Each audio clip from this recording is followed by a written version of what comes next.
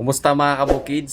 Sa video na to ay pag-uusapan natin ang masamang epekto ng araw-araw na pag-inom ng soft drinks. Dati po ay mahilig din ako uminom ng soft drinks, pero nung nalaman ko yung mga masamang epekto nito sa ating katawan, ay binawasan ko po ang pag-inom nito. Mas okay kung tubig na lang ang ating iinumin. So narito na nga ang mga bad effects ng soft drinks. Matamis po ang soft drinks, kaya malaki po ang chance na magkaroon po tayo ng diabetes. High risk din po tayo sa pagkakaroon ng cancer. Gayon din po dahil mataas po ito sa calories, kaya nakakadagdag po ito ng timbang. Alam po natin na ang pagiging overweight ay sanhi din po ng iba't ibang klase ng sakit. Posible din po tayong magkaroon ng asthma. Nakakapagpahina po ito ng immune system. Malaki din po ang chance na magkaroon po tayo ng sakit sa puso.